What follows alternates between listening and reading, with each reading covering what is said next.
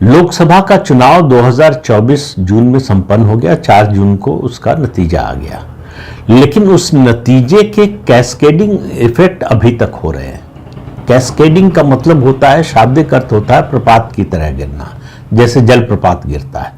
लेकिन इसे और आसान शब्दों में अगर समझाना हो तो आपने देखा होगा कि साइकिल स्टैंड पर अगर बहुत सारी साइकिलें खड़ी हैं, आप एक साइकिल को गिराएं और एक एक करके सब साइकिलें गिरना शुरू हो जाती हैं।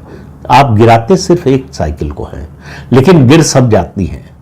यह होता है कैस्केडिंग इफेक्ट। तो वही भारत की राजनीति में हो रहा है, और यह हो रहा है विपक्षी समूह में, विपक्षी जो गठबंधन है उसके अंदर। चुनाव नतीजे का असर यह हो रहा है कि चुनाव नतीजा आया तो कांग्रेस बिल्कुल बम थी, बड़ी खुश थी कि 53 से उसकी सीटें 99 पहुंच गई, और कांग्रेस को लगने लगा कि इस लोकसभा में संभावना है कि उसकी सरकार बन जाए। इसकी उम्मीद जितनी रही होगी उससे बहुत ज्यादा उम्मीद थी कि यह सरकार तो अब चलेगी नहीं, यह सरकार अस्थिर है, यह सरकार किसी भी समय गिर सकती है। उसके पीछे 2 तरह की सोच थी। एक ये कि प्रधानमंत्री नरेंद्र मोदी को गठबंधन की सरकार चलाने का अनुभव नहीं है।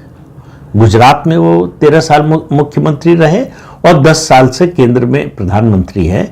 कभी भी उस तरह की गठबंधन के दबाव में उन्होंने काम नहीं किया या सरकार नहीं चलाई। गुजरात में तो अकेली पार्टी की, भाजपा की सरकार थी। यहां भी कहने को एनडीए था, लेकिन पूर्ण बहुमत की सरकार थी। 2014 में भी 283 सीटें आईं और 2019 में 303 सीटें आ गई। तो साथी दलों का ऐसा कोई दबाव था नहीं, और ये बात बिल्कुल फैक्चुअली तो सही है कि उनको जो है गठबंधन की सरकार चलाने का, गठबंधन के दबाव किस तरह से काम करते हैं, पार्टियां किस तरह से दबाव डालती हैं, इसका अनुभव नहीं है। लेकिन जो इस मुगालते में थे उनको प्रधानमंत्री नरेंद्र मोदी की योग्यता के बारे में पता नहीं था। वो राजनीति को जितनी अच्छी तरह से समझते हैं, उन्होंने भले ही साथी दलों का दबाव न देखा हो, लेकिन भारत सरकार की पूरी ताकत का दबाव झेला है, पूरे एक इकोसिस्टम का दबाव झेला है, पूरा राष्ट्रीय अंतर्राष्ट्रीय मीडिया का दबाव झेला है, और उससे निकलकर जैसे सोना तपकर कुंदन बनता है उस तरह से निकले हैं।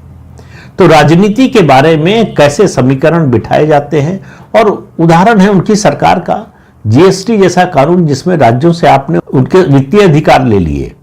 राज्य जो 2 चीजें बिल्कुल किसी हालत में नहीं छोड़ना चाहते, वो वित्तीय अधिकार और कानून व्यवस्था जो राज्य का जिम्मा होती है, उसके अधिकार क्षेत्र में आता है।